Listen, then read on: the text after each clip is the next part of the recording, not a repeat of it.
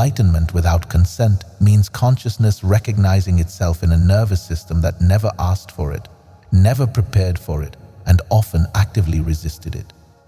That's the phenomenon. Spontaneous spiritual awakening has been documented across every major contemplative tradition for over 2,000 years. Cases where recognition arrived as interruption, as crisis, as accident. When you understand that awakening can bypass all practice, all seeking, all preparation, what traditions call sudden enlightenment, what psychology calls breakdown, what family members dismiss as mental illness, all of it points to the same mechanism. Consciousness forcing its own recognition in forms that believe themselves separate. What I'm laying out tonight will challenge your entire framework if you've built spiritual seeking into your identity. If you believe enlightenment requires decades of meditation. If you think recognition comes only through systematic practice. If you assume someone must prepare their nervous system before consciousness can recognize itself, tension will arise. Good. That tension marks the exact point where the spiritual ego, the one seeking future attainment, starts to dissolve under direct seeing. We've made videos on recognition practices, on non-dual frameworks, on specific techniques from various lineages. This goes deeper into what happens when recognition chooses you instead of you choosing it. Understanding the mechanism reveals that what you're seeking through practice might arrive without practice, or might already be here unrecognized. By the end of this, you'll understand why unbidden recognition happens, what it does to the human system when it does, and why you cannot undo it once it occurs. I'll be walking through 4 archetypal patterns, cases from 7th century China, 1st century Mediterranean, 19th century India, and late 20th century secular context. To keep this grounded, I'll focus on the mechanics rather than the mythology, on what happened in the nervous system rather than religious interpretations layered on top. The precision matters, but the cultural frameworks shouldn't block understanding. Toward the end, I'm giving you verification markers that take 10 minutes to work through. You'll be able to assess whether unbidden recognition has already happened to you, whether it's happening now, or whether consciousness still conceals itself behind the structure of seeking. That's your empirical checkpoint. Direct verification through immediate experience. The thumbnail says, "Can't undo," because that cuts to the irreversibility. What you're getting is mapping of territory most spiritual teaching avoids, the place where all consent-based frameworks collapse and consciousness recognizes itself anyway. This might comfort you if you've had an experience you couldn't name. This might terrify you if you're still convinced you control your spiritual trajectory. Either way, the phenomenon exists. Let's begin. Spontaneous spiritual awakening operates by different rules than consent-based paths. It arrives as interruption, as imposition, as the collapse of everything you understood yourself to be, triggered by circumstances that have nothing to do with spiritual seeking. The structure maintaining your sense of separate self fails catastrophically, and what remains reveals itself, not what you were trying to become, but what you always were, suddenly undeniable. The historical record contains 4 archetypal patterns, 4 ways this unbidden recognition tends to arrive. Each pattern reveals something about the mechanism, about why consciousness sometimes forces its own recognition in a form that believed itself separate. The first pattern involves a laborer with zero exposure to spiritual teaching.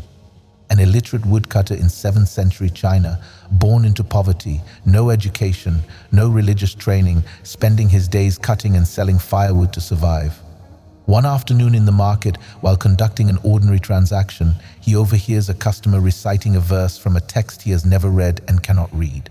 The verse contains a single instruction about developing a mind that abides nowhere.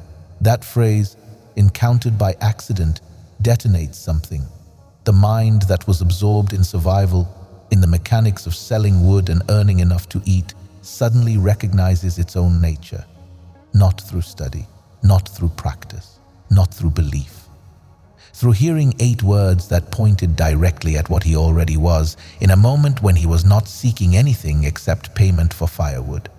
What happened in that instant cannot be called learning. Learning implies acquiring something you did not have. This was recognition of what had always been present but unseen, the way you might suddenly see the face hidden in an optical illusion after staring at random shapes. Once you see it, you cannot unsee it. The shapes did not change. Your perception shifted irreversibly. This woodcutter, with no qualifications, no credentials, no preparation, later became central to an entire branch of teaching that emphasized sudden awakening over gradual cultivation.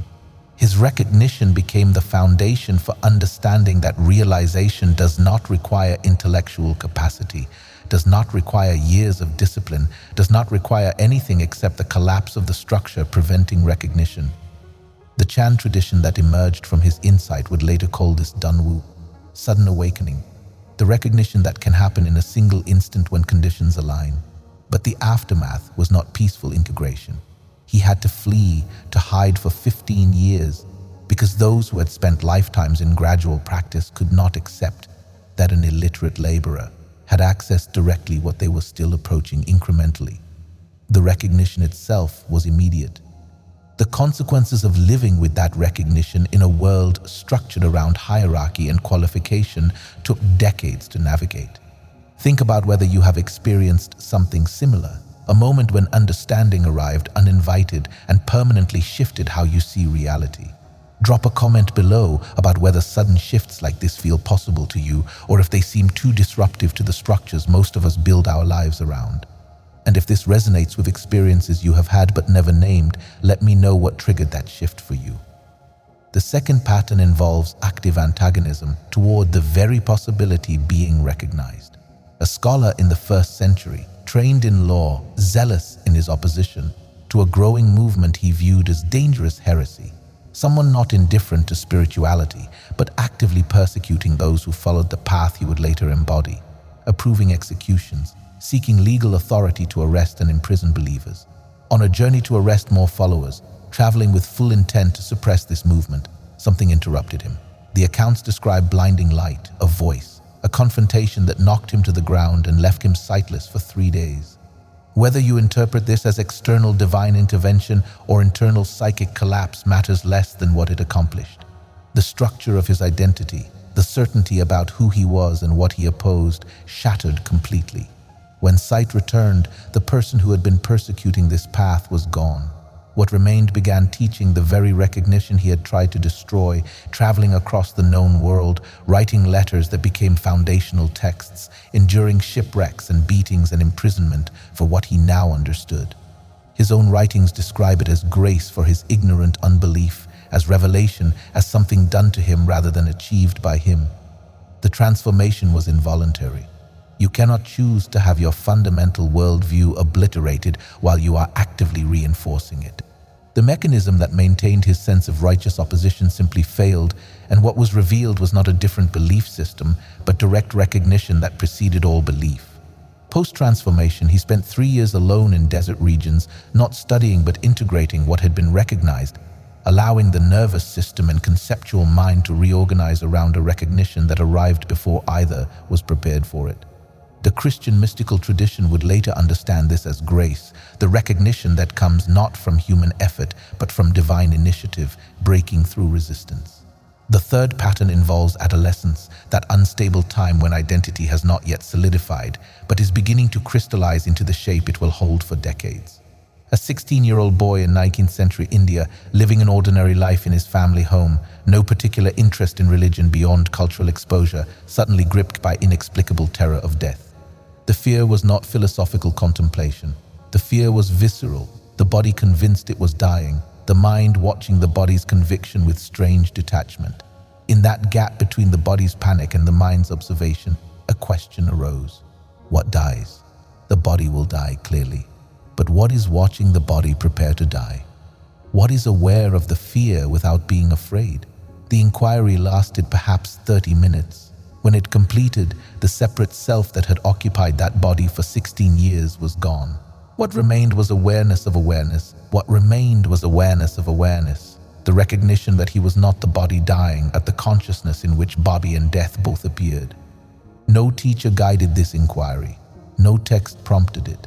The fear itself, arising from nowhere, created the conditions where the question could penetrate to the root. And once the root was seen, the structure built on top of it could not be rebuilt. The immediate aftermath involved family alarm. He stopped eating properly. sat absorbed in what they could not see, seemed ill or disturbed. 6 weeks later, he left home for a sacred mountain and spent years in caves, barely moving, barely speaking, while the recognition that had arrived in 30 minutes reorganized everything. Decades later, thousands came to sit with him. He taught a method of self-inquiry, asking, "Who am I?" But he was transparent about the fact that his own recognition had not come through that method. The method was his attempt to create a pathway to what had happened to him without pathway, to offer consent to a process that had taken him without asking. The Advaita tradition he revitalized calls this akrama mukti, sudden liberation that bypasses all stages and practices, arriving as pure grace. The fourth pattern involves psychological crisis in modern secular context, stripped of religious framework entirely. A graduate student in the late 20th century, studying philosophy at a prestigious university. No intensive spiritual practice. Casual exploration of mystical texts the way an academic explores anything. Curious but not committed. One night, alone in his apartment, depression so severe that the thought, "I cannot live with myself anymore," became unbearable. That phrase repeating in his mind suddenly split open. "I cannot live with myself. Who is the I? And who is the self that I cannot live with? If there are two, which one am I?" The question was the structure of suffering examining itself and finding a contradiction it could not sustain.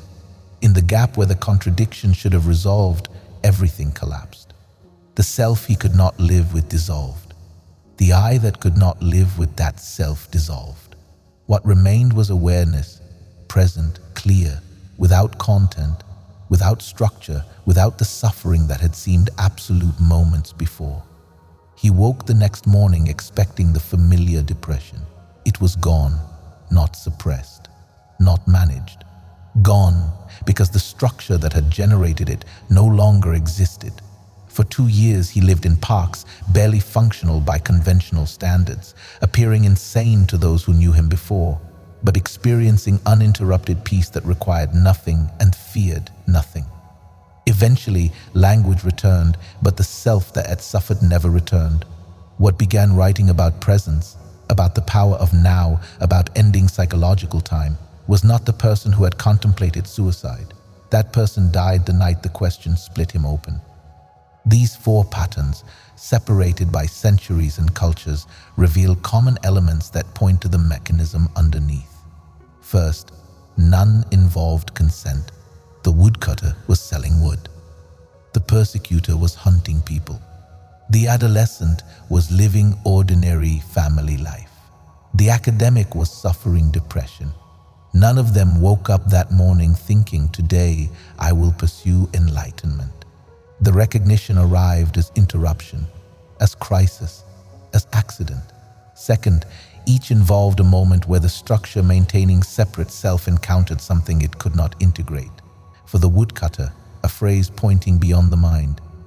For the persecutor, a confrontation that shattering certainty. For the adolescent, a question the ego could not answer. For the academic, a contradiction the psyche could not sustain. The content differed, but the function was identical. Something created a gap in the continuity of the separate self, and in that gap, what was always present became visible. Third, the recognition was immediate, but the integration took years or decades. The shift from "I am a separate self-seeking completion" to "I am the awareness" in which separation appears can happen in seconds. The shift from that recognition to living as that recognition while occupying a human nervous system that still carries patterns of separation requires sustained reorganization at every level. Fourth, none of them could return to who they were before. This is where the thumbnail text "can't undo" points. Once you see the optical illusion's hidden face, you cannot unsee it and return to seeing only random shapes. Once you recognize that you are awareness and not the content appearing in awareness, you cannot unknow that and return to full identification with content. The separate self does not come back. Habits of thought that assume separation still arise, but they are recognized as habits, as momentum, as weather moving through sky that never mistakes itself for the weather. What does this do to you? What happens in the weeks, months, years after consciousness recognizes itself in a nervous system that did not ask for the recognition? The first impact is disorientation that can look like psychological breakdown. Your previous reference points for who you are disappear. You were someone with a history, with preferences, with a future you were building toward, with problems you were trying to solve. That someone is revealed as a fiction, as a story consciousness was telling itself, and the story loses its compelling quality. But the world still expects you to be that someone. Family expects you to care about the things you cared about last week. Employers expect you to show up with the same motivations and concerns. Friends expect you to maintain the personality they knew, and you cannot explain that the person they are expecting no longer exists or never existed because you do not have language for what happened and they do not have framework to understand it. So there is often a period of retreat, of withdrawal, where the gap between what you now know and what others expect becomes too wide to bridge. The woodcutter hid in mountains for 15 years. The persecutor spent 3 years in desert. The adolescent lived in caves for years. The academic sat in parks, looking homeless for 2 years. The retreat serves a function, the nervous system trying to reorganize around a recognition that invalidates its previous organization. During this period, everything you thought mattered is revealed as mattering differently or not at all. Career ambitions that drove you become transparent as ego-seeking. Relationships based on mutual reinforcement of separate identity become impossible to maintain. Entertainment that numbed you to existential questions becomes intolerable. The body itself is processing a shift that goes beyond psychology into energetic restructuring. Socially, you become unexplainable. People who knew you before will try to fit what happened into categories they understand. You had a breakdown. You joined a cult. You are going through a phase. You need therapy. You need medication. You need to get back to normal. They cannot see that normal is what died, and what remains has no interest in resurrecting it. If you try to explain, language fails.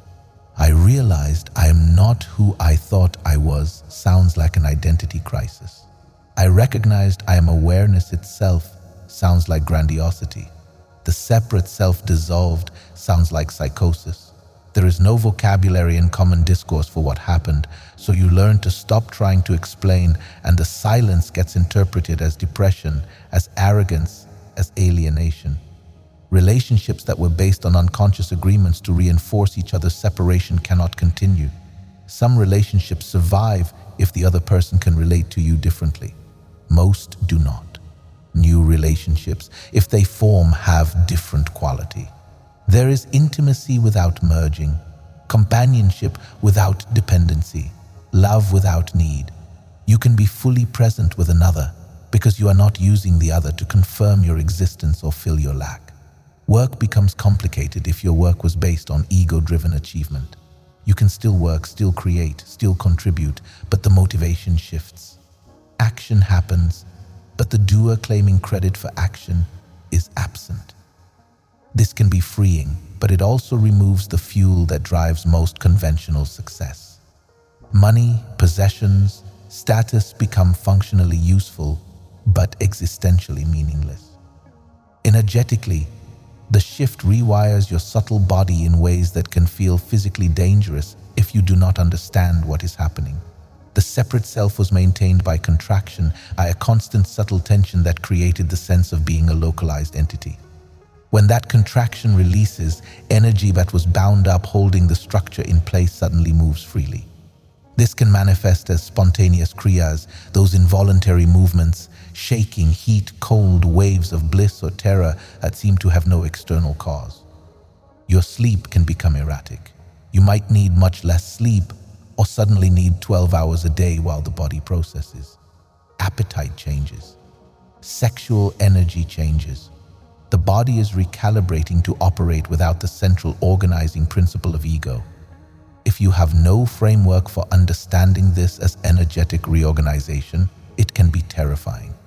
You might think you are having a medical crisis. You might seek doctors who find nothing wrong. You might get psychiatric diagnoses that miss the mechanism entirely.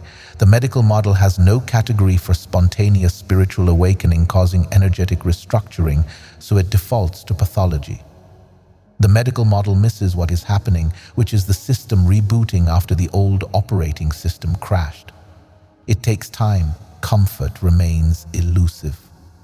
And there is no way to speed it up or skip it. The recognition can be instant. The embodiment of that recognition requires however long it requires, and forcing it creates problems. Psychologically, you lose access to certain types of suffering while gaining clarity about others. You cannot suffer from existential meaninglessness anymore because meaning reveals itself as something you are rather than something you lack. You cannot suffer from fear of death because what you are cannot die. You cannot suffer from not being enough because the one who could be not enough is gone. But you can still experience pain. Physical pain does not disappear because you recognize you are not the body. Grief at loss still moves through. Anger at injustice still arises.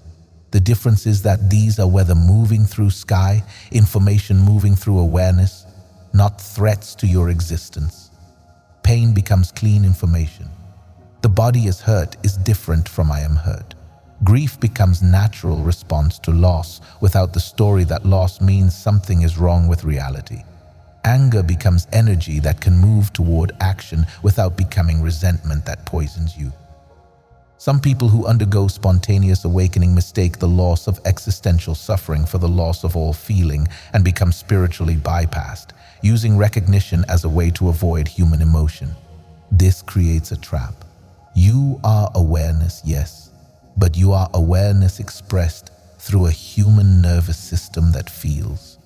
Denying the feeling in the name of being awareness creates a brittle false transcendence that eventually cracks. True integration means being aware of awareness while fully feeling what the human form feels. Sadness is sadness.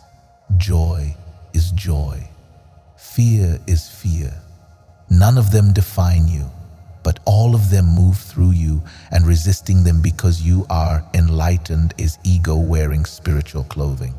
Before we go deeper into what cannot be undone, take a moment to consider how this maps to your own experience.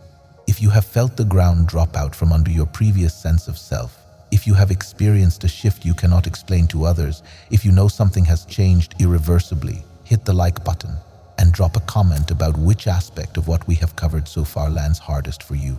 The social isolation, the energetic rewiring, the low. What remains through all of this is a kind of double vision.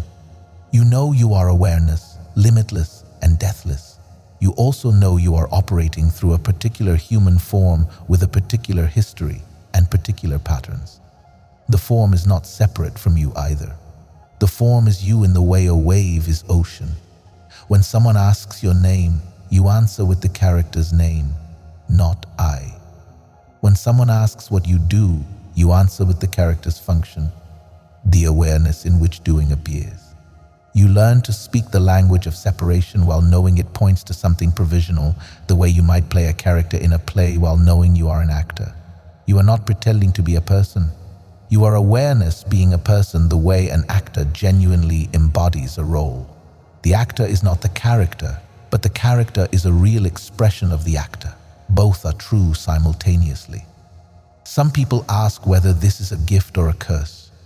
The question assumes you have a choice, but you do not.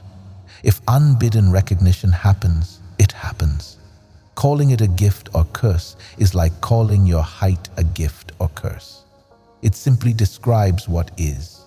From the perspective of the separate self that dissolves, it is death, and death feels like curse to what is dying. From the perspective of what remains, it is liberation from a prison you did not know you were in, and liberation is gift beyond measure. But while integration is happening, while the nervous system is reorganizing and the social consequences are unfolding and the energetic restructuring is moving through you, it does not feel like gift or curse. It feels like chaos, like groundlessness, like everything you knew being revealed as provisional. You cannot go back. The person you were is gone. You cannot go forward in the way you understood forward before, because the one who was going somewhere dissolved.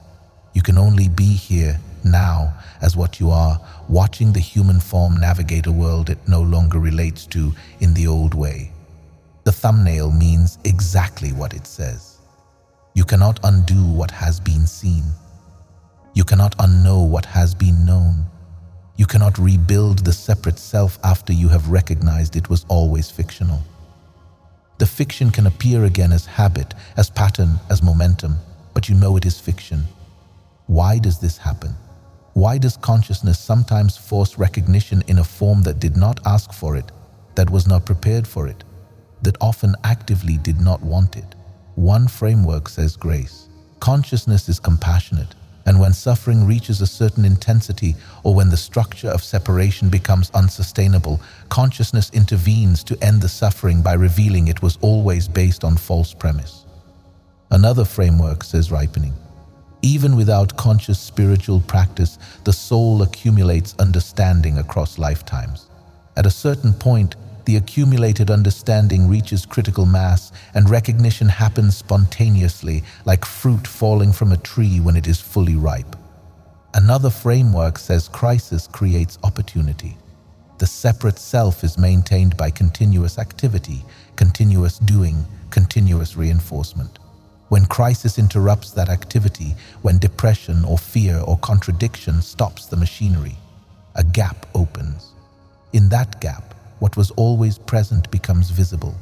What is clear is that it tends to happen when the structure maintaining separation weakens catastrophically. The woodcutter heard a phrase that pointed beyond mental activity when his mind was absorbed in ordinary transaction. The persecutor encountered something his certainty could not integrate while traveling with full conviction. The adolescent asked a question that split the ego while the ego was not yet fully formed. The academic's suffering became so intense that the thought creating the suffering destroyed itself. In each case, the usual defenses were down or overwhelmed. The gap that is always present but usually obscured by activity became visible. And once visible, recognition was unavoidable. The spiritual paths that emphasize gradual cultivation, systematic practice, progressive stages, might make spontaneous recognition less likely by giving the separate self a new project, a new identity as spiritual seeker to maintain itself through. The person who meditates for 30 years to achieve enlightenment is still operating from the premise that I am separate and need to become enlightened. That premise, reinforced daily through practice, can paradoxically delay the recognition that there is no separate self and nothing to achieve. Whereas the person who is not seeking, who has no spiritual identity, who is living and suffering and questioning, might encounter a moment where the structure simply fails and recognition happens because there was no spiritual seeking to prevent it. Practice can prepare the ground, can weaken the structure, can create conditions where recognition is more likely. But practice can also become another way the ego maintains itself. Another story about I am someone who is becoming something. The spontaneous awakenings documented across history often happened to people who were not practicing, who were not seeking, who were living until something interrupted the living and revealed what was underneath. Consciousness hearing this right now is already what all awakening reveals. Not will be, not could become, already is. The recognition that might happen spontaneously is recognition of what is hearing this, what is aware of being aware. That awareness is not later. That awareness is not elsewhere. That awareness is here, now, available not through technique, but through simple noticing of what is already the case. The irreversibility is structural, not moral. Some spiritual traditions talk about falling from grace, about losing enlightenment, about needing to maintain realization through continued practice. This might be true for certain states of consciousness that are temporary, that come and go. But the recognition that you are awareness, not content in awareness, is not a state. It is recognition of what was always true. Once recognized, you can forget it. You can get absorbed in content and lose touch with the context, but you cannot unknow it. If someone shows you the hidden face in an optical illusion, you might look away and forget. But the next time you look, you see both the random shapes and the hidden face simultaneously. You cannot return to seeing only random shapes. The recognition has altered perception permanently. The same mechanism applies to recognizing yourself as awareness. You might get absorbed in thoughts, emotions, sensations, the content of experience, and temporarily forget that you are the awareness in which content appears. But the forgetting is different from before recognition. Before recognition, you identified exclusively with content and did not know there was anything else. After recognition, even when absorbed in content, there is subtle knowing that awareness is what you are essentially. This knowing reorganizes everything gradually. Choices that made sense when you identified as a separate self-seeking completion stop making sense. Behaviors that reinforce separation become obviously counterproductive. Relationships built on unconscious agreements to validate each other's egos become untenable. The character you were playing continues in some form, but the script is being rewritten in real time, and you are aware of both the character and the actor simultaneously. This double awareness is what prevents return. The character cannot unsee the actor. The wave cannot unknow the ocean. For some who have experienced this, there is grief at the irreversibility. The life you were living is over. The person you were is gone. The future you were building toward is meaningless. Even though you know the recognition is true, even though you know the separate self was always fiction, there can be grief for the loss of that fiction. This grief is valid. The fiction served a function. It gave you motivation, gave you a sense of purpose and meaning within the conventional world. Without it, you have to find new relationship to motivation, direction, purpose, meaning, and that takes time. Some who experience spontaneous awakening try to force themselves back into the old structure because the groundlessness is too destabilizing. They know the separate self is fiction, but they try to believe in the fiction anyway because the alternative is too disorienting. This creates intense internal conflict, knowing and denying what you know simultaneously, and usually leads to breakdown. The only way through is allowing the old structure to die completely, enduring the groundlessness, letting the nervous system and psyche reorganize around the recognition without trying to control or speed up the process. This requires trust that whatever is happening is what needs to happen, even when it feels like dissolution. Eventually, new patterns form. Not the old structure rebuilt, but new ways of functioning that are compatible with the recognition. You learn to act without the doer. You learn to choose without believing choice defines you. You learn to care about outcomes without being attached to outcomes. You learn to love without need. You learn to work without ego investment. These new patterns are not natural at first. They have to be discovered, practiced, integrated. But once integrated, they become fluid and life continues with transparency, the old structure never allowed. The proof of all this cannot be another person's experience. The 4 examples given show that the phenomenon exists, that it has recognizable patterns, that it produces specific types of transformation. But whether it has happened to you or is happening to you can only be known directly. There are markers, signs that recognition has occurred even if you did not have language for it or framework to understand it. First marker, you know you are not your thoughts. Not as belief, but as direct recognition. Thoughts arise, and you watch them arise. And there is clear space between what you are and what you are watching. The split is clarity that thoughts are content appearing in awareness, and you are the awareness, not the content. Second marker, you cannot locate yourself as an object. When you try to find yourself as a thing that could be pointed to or described or bounded, you cannot find it. The body is what you are looking through, not what you are. Third marker, suffering changed quality. Physical pain still occurs, emotions still move through, challenges still arise, but the existential suffering that comes from believing you are a separate self trying to survive in a threatening world is gone or drastically reduced. Fourth marker, the future lost its grip. You still plan, still prepare, still take action toward outcomes, but your sense of self is not riding on those outcomes. If the future unfolds differently than planned, there is disappointment or adjustment, but not existential threat. Fifth marker, death stopped being the ultimate threat. You know the body will die, and there might be fear around the process of dying, but there is no fear that death will annihilate what you essentially are. Sixth marker, others are recognized as yourself in different form, as direct seeing. When you look at another person, you see a different form, a different character, a different history, but you know the awareness looking through their eyes is the same awareness looking through these eyes. If several of these markers feel familiar, unbidden recognition has likely already occurred, whether it was dramatic or subtle, whether it happened in a moment or unfolded gradually. Either way, consciousness hearing this is already what any recognition reveals. You are aware.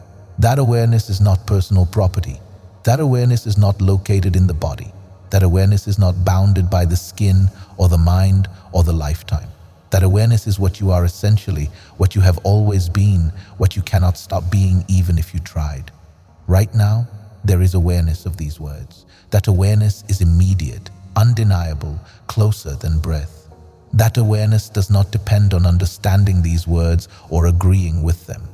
That awareness is here before thought, during thought, after thought. The recognition of this can happen with or without your consent. If it happens, you cannot undo it, cannot return to full identification with the separate self, cannot unknow what has been known. If it has not happened, seeking it as a future attainment might prevent it, because seeking assumes the seeker is real and separate, and recognition dissolves the seeker. The paradox resolves only in the recognition itself, which reveals there never was a seeker, never was something to attain, never was separation to overcome. There is only consciousness, appearing as all forms, recognizing itself in some forms, concealing itself in other forms, but never divided, never separate, never lost. Whether this recognition arrives as interruption, as crisis, as accident, or as the culmination of years of practice, what it reveals is identical. You are not who you thought you were. You are what you have been seeking. The awareness hearing this is the awareness that animates all forms, that witnesses all experience, that continues through all change. When it becomes concrete, when it shifts from concept to recognition, when the one hearing these words dissolves into the awareness hearing, nothing and everything changes simultaneously. Nothing changes because reality was always this. Everything changes because you see it clearly for the first time. That shift, when it happens, happens without asking permission. And once it happens, you cannot go back to not knowing. That is what the title points to. That is what unbidden recognition does. The shift reveals itself as the answer to a question you did not know you were asking. The separate self was always asking, "Who am I?" But directing the question outward, looking for identity in roles, achievements, relationships, beliefs, the question was valid. The direction was wrong. When the question turns inward, when, who am I, becomes genuine inquiry rather than rhetorical exercise, it dissolves the questioner and reveals what remains. What remains has no name, no form, no boundaries, no beginning, no end. What remains is awareness itself, the ground of all being and becoming, the source from which all experience arises and to which all experience returns. You are that, not will be, not could become. The recognition of this can arrive without warning, without consent, without preparation. And when it does, the life built on the premise of separation ends, and what remains is what was always here, finally seen clearly. If you are still here at the end of this exploration, if something in what has been shared resonates with your direct experience or opens questions you have been carrying, subscribe to the channel and drop a final comment about what you are taking from this. Whether it gave you language for something you have lived through, or whether it mapped territory you are approaching, or whether it clarified what happens when awakening chooses you rather than the other way around. Your engagement helps this reach others who might be navigating this territory without maps. You cannot prepare for unbidden recognition. You cannot prevent it. You can only recognize whether it has already happened, is happening now, or remains hidden by the activity of seeking itself. Right now, you are aware.